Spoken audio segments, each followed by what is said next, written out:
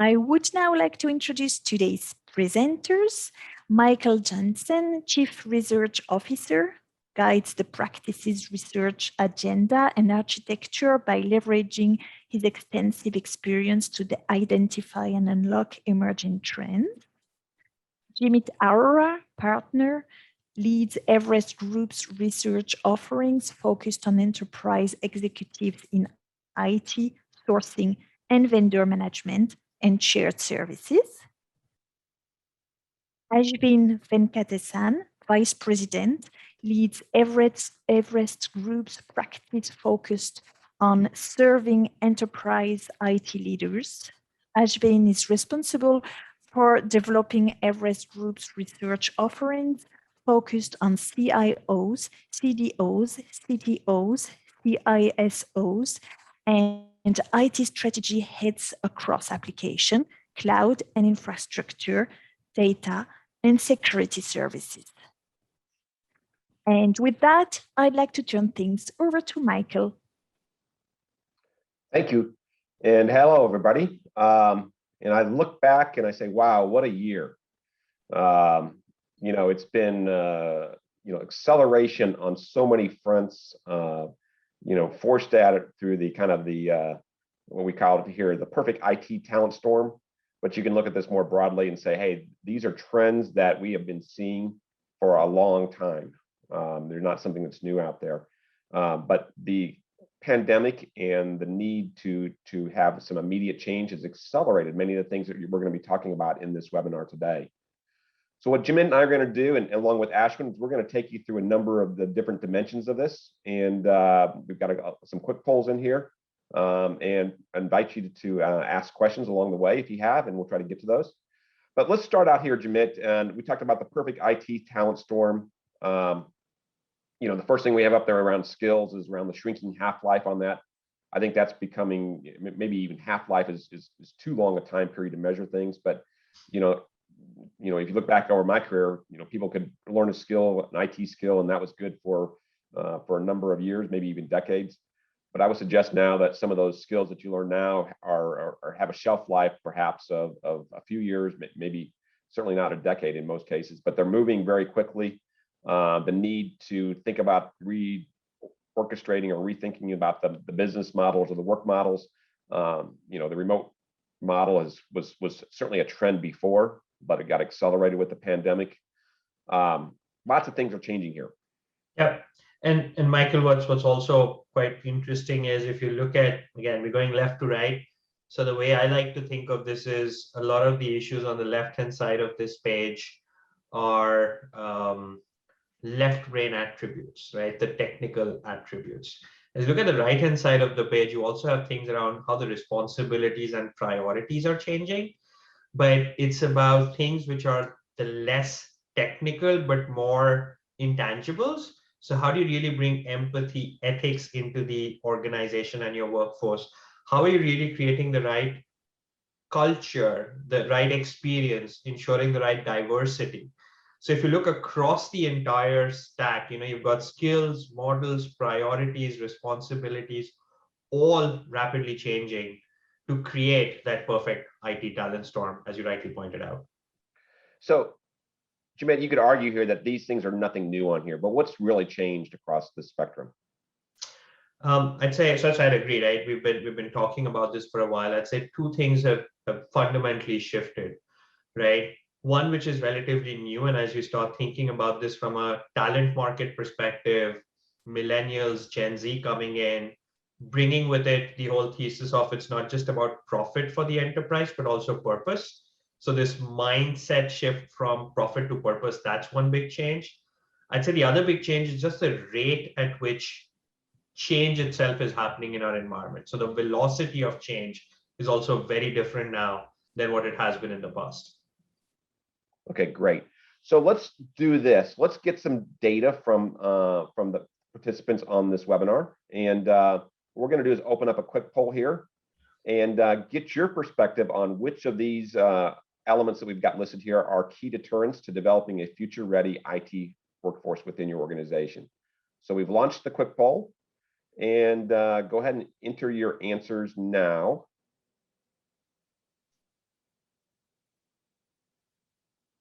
People can vote.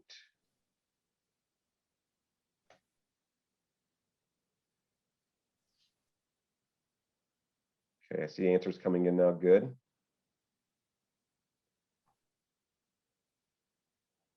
All right, there's really kind of centered on two things. We'll leave it open for 5, 4, 3, 2, 1. All right, so and we'll show we can go ahead and show the results here. What you're going to see here is a clear winner is all of the above. So people were reluctant to make a specific choice there, Jamit. There is some siloed development if you're going to pick one, that one looks like a clear winner there as well. Yeah, so it doesn't surprise me, because as you think across the different challenges people see, you do tend to see all of these areas consistently come up. I'm kind of surprised by the fact that nobody picked out on an individual basis the internal demand forecasting, because that has also been a pretty significant challenge over the years, but I suspect it's kind of come into the all of the above thesis. And then collapsing organizational silos, that does become one of the key drivers. So it's interesting to see that as well. Okay, great. So it's good to see that the results are there. We'll augment those as we go through here. So the discussion points for today that we're going to be sharing with you are the IT workforce, the strategy shortcomings. We'll talk about formulating a holistic strategy, and then we'll talk about the execution on that strategy. So with that, I'm going to ask Jamit to continue on with some of the data that we've gathered and in our various, this one's from our key issue study. So Jamit, what do you see? And I'd say, we always like to talk about what are some of the key priorities that we see in the environment. So as we'll see on this slide, on the next slide, there's four business challenges that we look at, what CIOs have been grappling for. Number one, of course, is how do you do more with less? So managing budgetary constraints remains the big challenge for this year.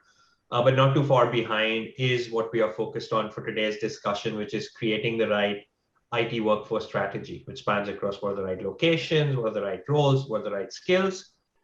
It's interesting. The next one after that is also a talent-centric theme. We'll touch upon this briefly, but how do you really drive the right productivity in your distributed model? And a distributed model is creating additional challenges around cybersecurity. So that also remains a top priority theme. But today's session is all about the right workforce strategy, IT talent, and then how do we really create the structure for the future? Yep. And to Jimit's point, right? So we have been doing some RCA root cause analysis to try and understand why is the current strategy not working at the end of the day.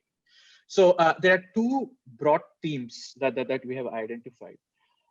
First, needless to say, IT workforce development and management, it's a complex exercise. We can think of it as a multivariable equation in some ways. So there's a geography angle, there are different business units, delivery locations, different sources and discrete sources of talent. So you're trying to juggle a lot of moving pieces. And unfortunately, in a dynamic environment, you can't do this real time, right? You need to be planned, you need to be consistent, and you need to have a foresight, right? If you really want to build a robust pipeline of IT talent. And then therein lies the first set of challenges, right? So unfortunately, a large part of the strategy that's being built by enterprises is pretty ad hoc. It's on the go. And to the point that came up in the poll as well, it's done in a very siloed manner. There are individual business units who go about this in their own ways, right? So there's laws of economies of scale. There's losses based on learnings that can be ported and so on and so forth. So the piecemeal, reactive, opaque, all of this is basically related to the complexity of the equation. The second theme is also around the focus on employee centricity at the end of the day. So this is the softer aspect. Attrition is going to happen. Let's accept that some top employees are going to leave, but it's also about how you ensure that you retain and attract talent to the extent possible. And if you start looking at what enterprises are doing, there's a fair understanding of what they want from their employees. but there's not enough consideration given to what employees are expecting from the employers, right? And it's not about compensation anymore. People want to understand whether they'll get a differentiated culture, there's going to be a strong growth path, things around what the company is doing at an organizational level in terms of ESR and whatnot, right? So at the end of the day, all of this comes together, and companies need to think of this as how they're differentiated and how do they drive empathy within the culture. So a broad set of challenges. This requires a holistic approach. Michael, why don't we talk about that? Yeah, so I think that's where, as we've talked to clients and we looked at the problem here, we've taken a fairly robust approach to this that goes beyond just the people strategy. So we do think that you do need to have a good attract, retention, strategy that's focused on the HR dimensions, the people strategy. But we think there's more to it than that, and we think that over the course of building out an overall IT talent strategy, you've got to look at the several elements of the workforce. So like location models, the sourcing models, whether it's insourced or outsourced, or using a gig model, et cetera. You need to look at the overall demand supply so that as you look at your location, those things jive together. And then we also focus on the skills visibility. What do you need? So you have to look at the people aspects of it, but you also need to look at the workforce. And then the third dimension that we bring into the equation here is really to kind of look at the work itself. And what are you doing to optimize the work, make sure that it is, I don't want to say fun might be the wrong word. Jamit might give me a little hard time for using the word fun in the work, but the reality is people are using technology and technology levers in their day-to-day lives, and when they come to work, they want to be able to see those same kinds of dimensions being deployed at work. So that automation and RPAs that come into play, or the analytics, the ability to drive improvement in their work needs to happen in the workforce or in the workplace just as much as it's happening in the home environment. So it's the combination of the workforce strategy, the people strategy, and the work itself that I think drives this conversation in a successful environment. So Ashwin, you're going to talk about the first dimension. So as we kind of roll into that holistic strategy, Ashwin, you're going to talk about the first dimension there on the workforce strategy.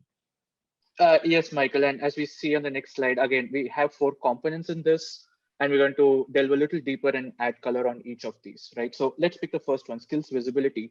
And this neatly ties into the question that we also have here in terms of how does business drive internal forecasting, right? And we are going to take you through a set of steps that will get you there. So if you see on the next slide,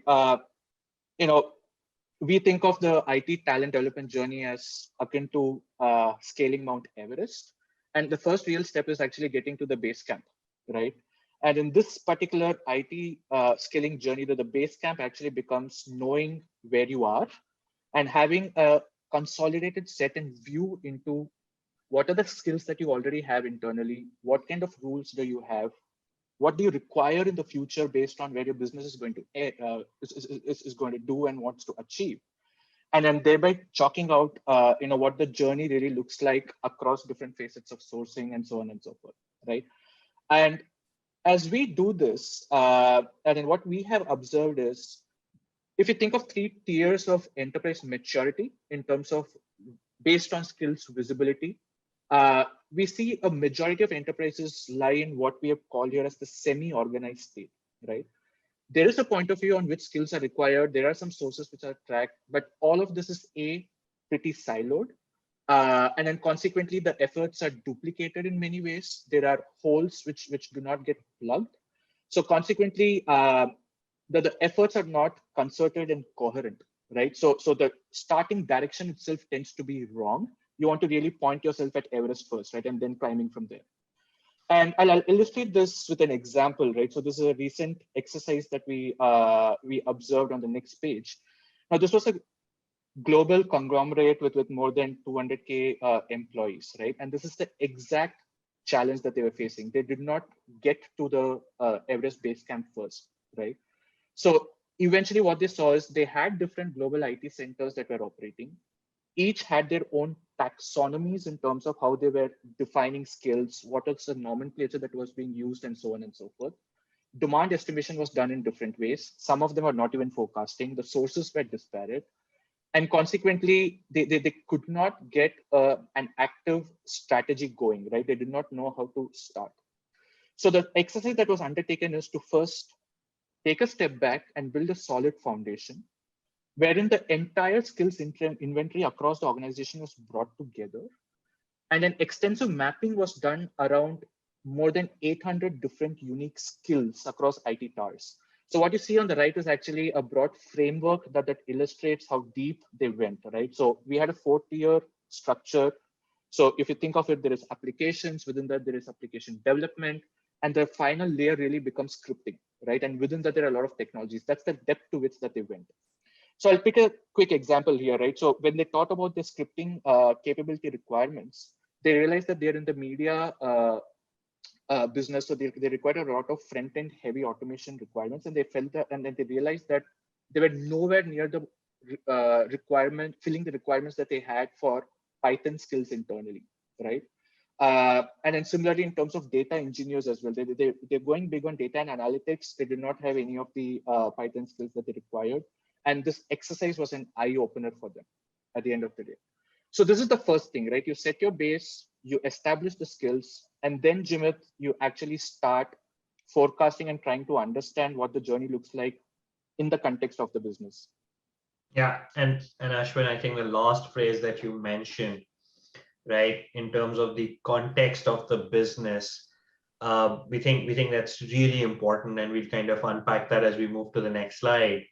You know, the organizational context becomes really important. So to stick to your Everest analogy, each climb is going to be different, right? You might start with the same base camp, but your business vision and needs will dictate, the journey that you're going to take and how quickly you do it. So I think for the companies that have been successful on this journey, they've started with the right set of, here are the business goals and objectives, right?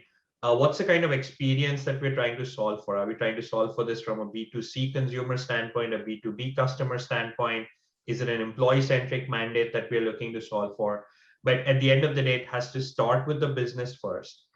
It needs to factor in what's the real role of IT. Is IT in this organization playing a growth role, or are they primarily playing a run role, right? In some cases, business has more of the grow mandate, IT has the run mandate.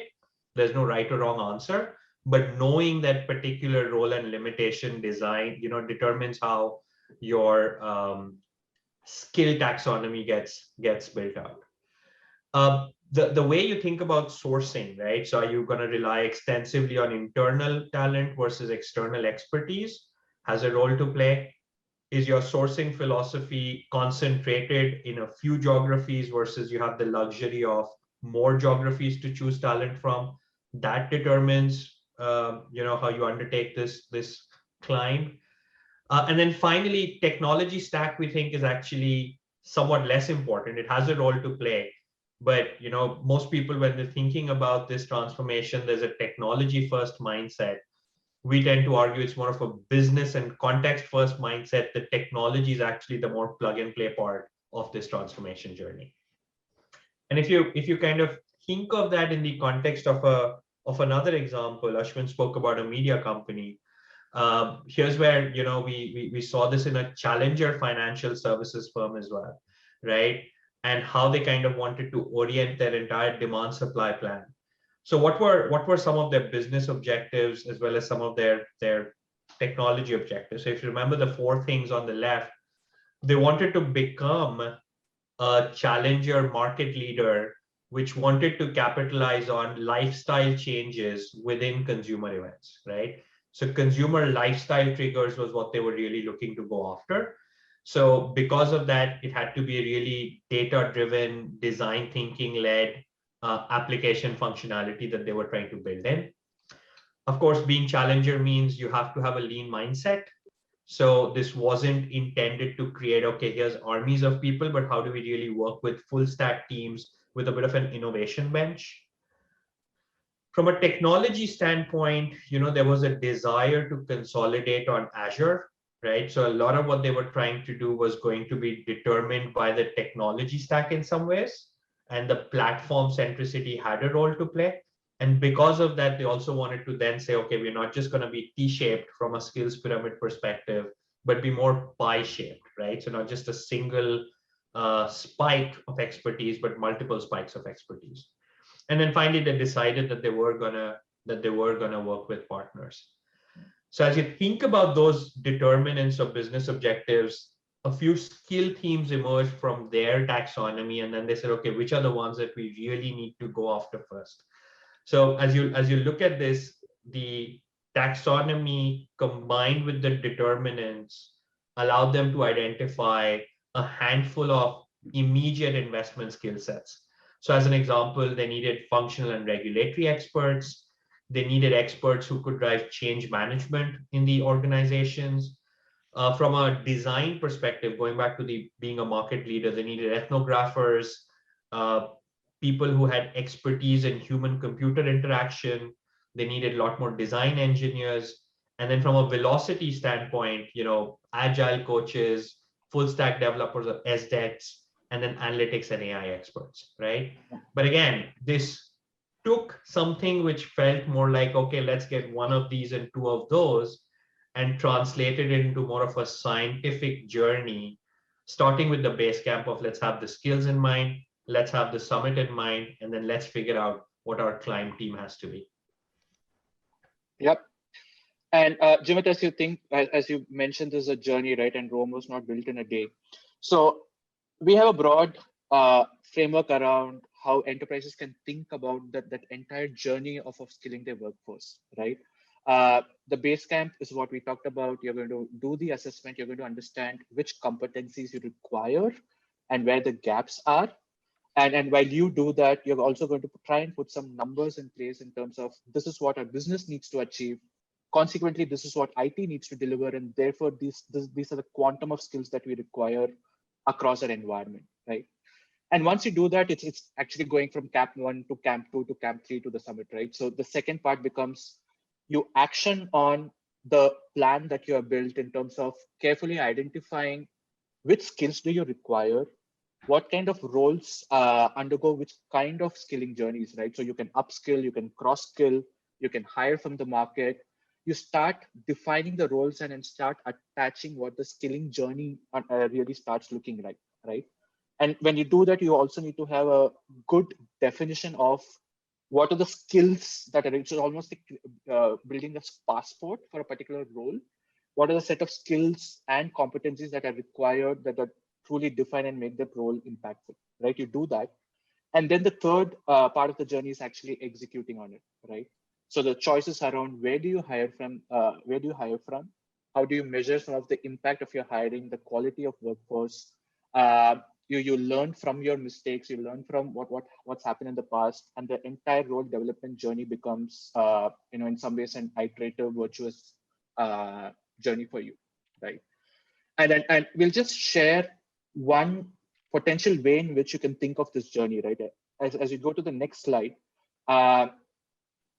So there are two key things, right? One, which skills do you require in what quantum, which is kind of what you see in the x-axis over here.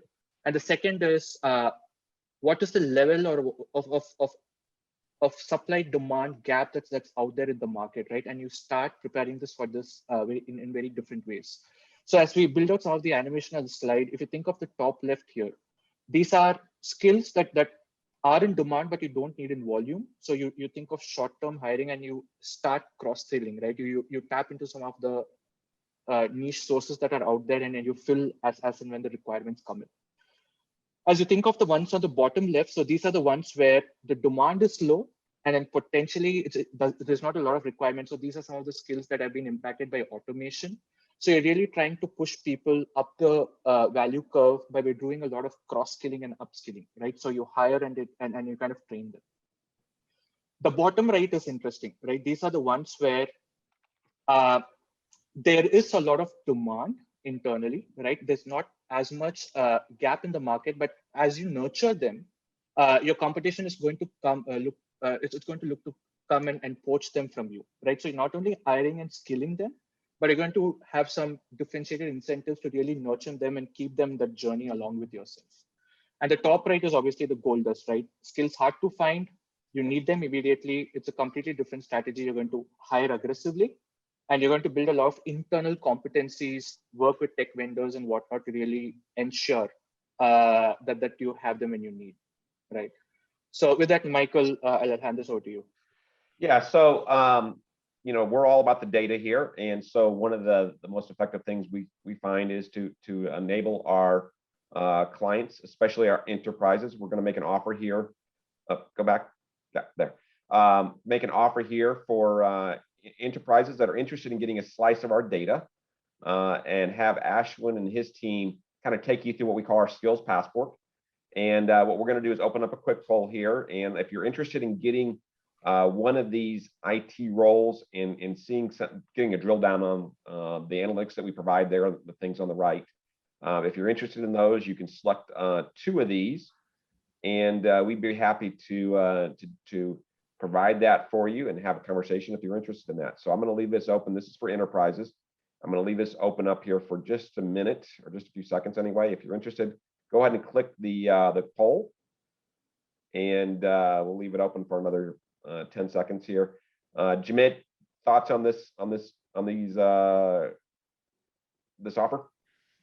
Well, for most people, their passports are not of much use right now. So hopefully a skills passport is something that can help you with your talent journeys before we start traveling the world like the way we used to, right? But no, I think there's a lot of good usage our clients have seen, especially when it comes to demystifying this whole reskill upskill journey, and having a clear pathway versus guesswork is what these enable. So pretty excited about this. Okay, all right. So Jamit, let's go on to the next section here, and we'll be in touch. If you click the quick poll there, we'll be in touch and get that information to you. Talk to us about the third-party ecosystem. Yeah, I mean, if you move to the next slide here, and here's an idea. So a few of us realize that the image in the center is actually a table, but it also serves as a light bulb. So here's an idea that I wanted to leave people with. I think in general, as the need for talent is evolving, there's an increased leverage of the third-party ecosystem, right? And I think the real insight is in that last word we spoke, which is, as people are thinking about their sourcing philosophies, there's a push to strengthen the core. So have a handful of key strategic partners that you're working with. There's also a desire to rationalize the tail, which is eliminating some of the undifferentiated suppliers, right? And strengthening the core, rationalizing the tail has been happening forever. But I think the real trick is expanding the ecosystem.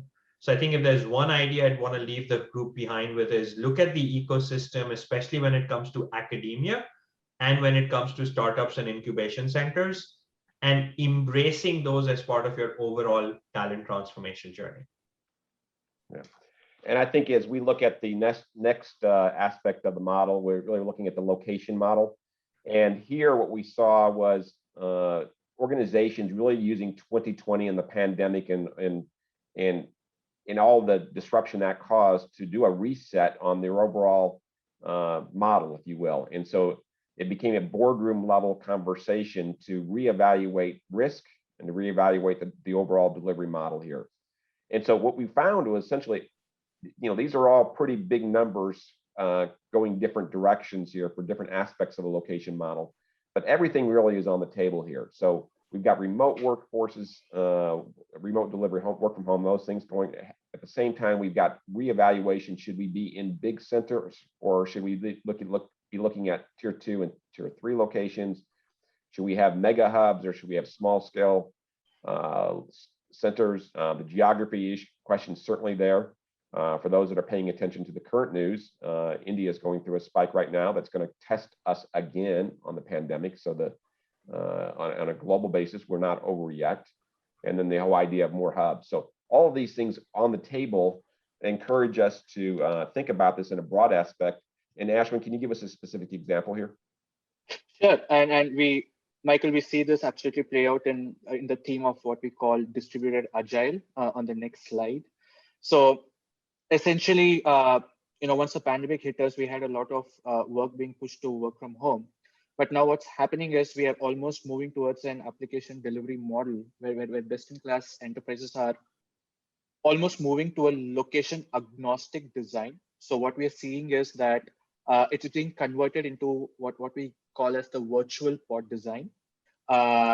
It's a set of team. It's a team with a set of folks ultimately sitting out of different locations, connected virtually, bringing in skills as well as bringing in proximity as required, to serve clients, right? So the way this is working out is you have a central hub, you have architects, you have a core team that really drives the entire project and then also becomes the guardian of culture in some ways. But then the individual product features are kind of pushed to different feature pods, which are individually responsible to, to really deliver on those features that I'm talking about, right? And the great thing about this is you're not talking about onshore or offshore anymore, right? So the location aspect is completely gone out of the window. It's almost abstracted from geographies and locations at this point in time. So we're starting to see enterprises adopt this. This obviously has implications in terms of cross-skilling requirements, soft skills like problem solving, collaboration, and so on and so forth. But this is one way in which the talent equation is getting changed as we look at the location dimension. Yeah, and I was talking to a client last week, and you see the words contingent or gig access being part of the equation. I think that's a big part going forward here. But when they were looking at it, they were thinking about, yeah, we need to consider getting talent from the external marketplace in kind of a gig mode, if you will. But what they were also considering and asking the questions about getting that same kind of mentality inside the organization. So why can't you have gig workers inside? So they're employees, but the way that you manage and the way that they are treated is very different and more along a more progressive, non-traditional, work group standpoint. So I think that fits into what you're talking about here as well, in terms of it's not an onshore, offshore. It's not just an employee, non-employee conversation. It's a much more holistic view of how we move forward. Yep. Okay, so let's talk about we're going to do another quick poll here. So this is an opportunity for you to have some input into the data. And this is focused on which of the initiatives that we've got listed here. We've got 6 initiatives. Which of these stand to create the maximum impact with regard to attracting and retaining IT talent? So if we can open up the quick poll here, there's a list there that you can choose from. So is it about creating a compelling employer value proposition? Is it an interesting, attractive culture? Is it about money? So you got the robust compensation there. Michael, if I was a betting person, which I'm not, I'd say that it's going to be, again, more of the intangible components, issues related to culture, EVP, etc., that hopefully come up as being more important versus compensation and benefits. But I have embarrassed myself a lot, so let me know if I'm going to be embarrassing myself publicly today as well or no. All right, we'll leave it open for another 3 seconds here, and we can go ahead and publish those results here. So, Jamit, it wasn't the money that was number 1, but money was number 2 on the list. You see that structuring career paths for continuous growth. So, really thinking about how to progress employees' perspective on that overall talent journey. Good. No, I think the thesis of how do you enable, again, the right movement, the right growth. And I think as more and more, you're seeing this a lot, right? We talk about millennials. If you think about technology, we've got Gen Z as well. And they're really concerned about, okay, what's the right opportunities from a career path standpoint? So it's good to see some of that come out. But yes, money is important too. So yeah, well, the other thing to take away from that those poll numbers is there's not one that's just like overwhelming. It's a combination of the above. I think that's going to be the secret to success. So I think money is always it's always a good thing to start with, but after you've gotten your second or third paycheck and you figured out how to spend the money, then you're on to something else to drive longer term interest. Perfect. Yep. All right, so let's talk about the people strategy here, Jamit. Yeah, it's interesting, and that kind of goes back to how do you really activate and retain the stack, the entire people portfolio once you have them in your system. So if we move to the next slide, and this is where I'd say that for most companies, the entire people strategy today is focused on, I'd say, two broad objectives, right? So one, there's a lot of upskill, reskill going on. Michael, it goes back to the point you mentioned earlier about, technology half-lives shrinking rapidly. So you are in a continuous mode to help shift the organization's resources to the talents and skills that are most important, right? So we're seeing a lot of that going on. It also aligns with the desire to be more cost effective. At the same time, there's also a lot of external hiring that's going on in the marketplace, especially for some of the areas where skill sets are hard to find and the demand, rapidly outpaces the supply. So you can't really just rely on upskilling and reskilling, right? Some of the things that we've seen across both of these stacks become really important, whether you're upskilling or you're hiring from the marketplace, is to make sure that there's a very robust culture of learning that you're embedding within the organization.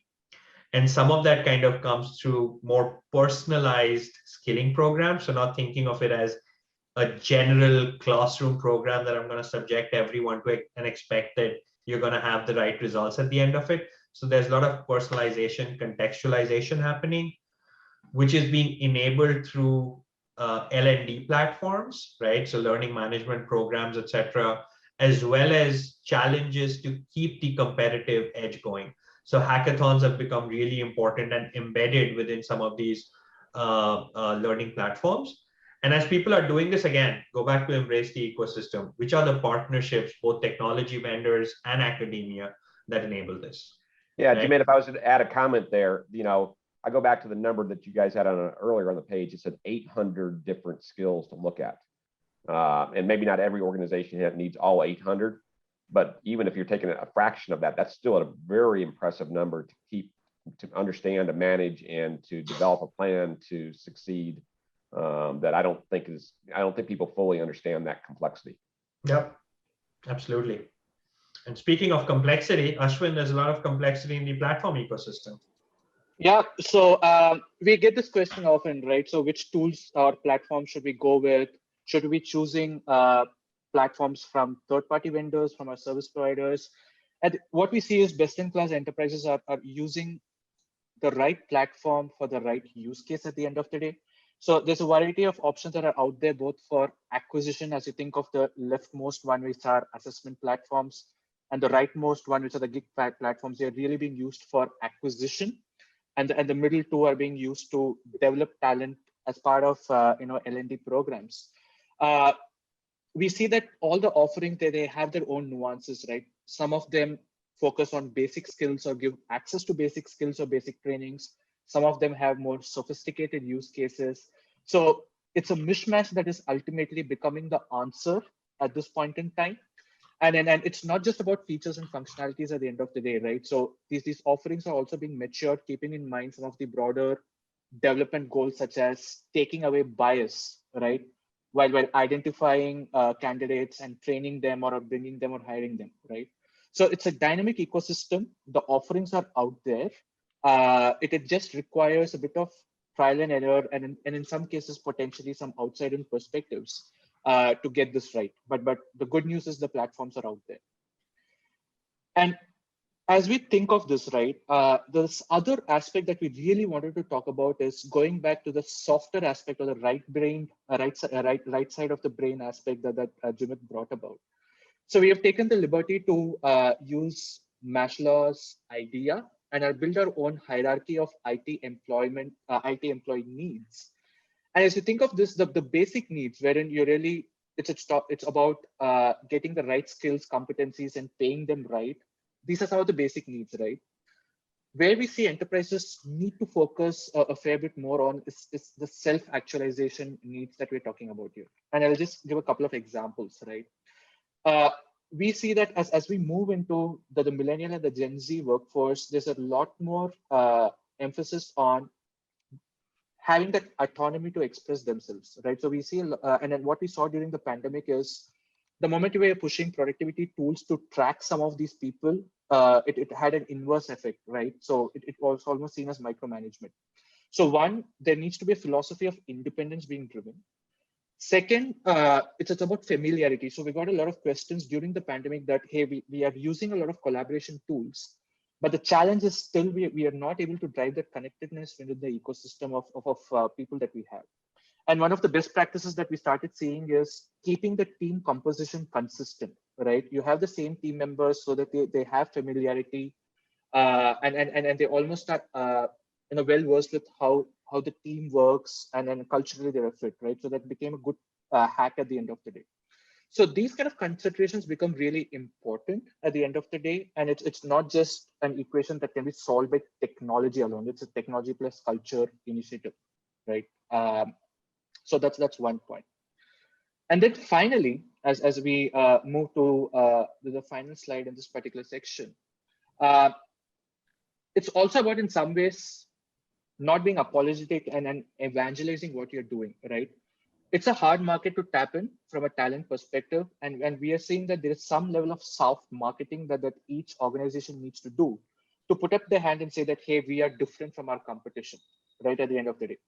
So what we see is, in certain cases, enterprises talk about some of their internal initiatives like launching marketplaces, or the way in which they have a differentiated skill development journey for enterprises. And in more innovative ways, if you look at the US bank example here, well, they're taking a uppercut jab at one of their competition, and they're positioning themselves as to why talent should join them versus their competition, right? So all of these things are being thrown into the mix, but a certain level of marketing is required. You need to shout out and tell why you're different, right? So that's the final aspect that we'll leave you with on this. Yeah, Ashwin, I was kind of shocked when I read that. It's like, wow, this is a direct head-to-head competition marketing style in an HR context of trying to attract people, and Yep. And these are straight out of a LinkedIn profile, right? That's correct. Yeah, so that's pretty interesting. Yep. So to kind of bring us home here, right? Obviously, there's the workforce strategy, there's the people strategy, but underpinning all of this is the enablement through work optimization levers, right? So you use the right technology, the data analytics, and then you also have to have a culture of productivity and continuous improvement, which is the one that I wanted to kind of talk about for a second before we come to close and take questions.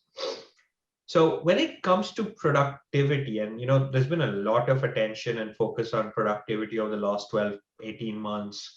Lots of data that we published saying, hey, productivity went up, flatlined, tapered, and is it now declining? I think it is now declining, but for very different reasons. But I think the fundamental mindset shift that we are seeing here is that progressive organizations are saying it's not about how you respond or react quickly to a set of goals that have been identified, to more of how do you have a resolution first culture, right? So it's not just about how quickly did I respond to a problem. It's more around what did we do to not have this problem come up in the first place, and which is where you move from more of a linear structure to a virtuous cycle of let's make sure we set practical targets. I think that's really important. Otherwise, you start to lose the teams very early. You go back to the hierarchy, which says, how do you really create the empowerment? How do you create capacity from a leadership standpoint to make sure that there's ongoing mentoring versus a focus on solving? And then there's a demanding culture to make sure that there's ongoing improvement versus your own baselines, right? Which then feeds into reestablishing or reaffirming those practical targets. So we see this movement becoming really common in organizations, and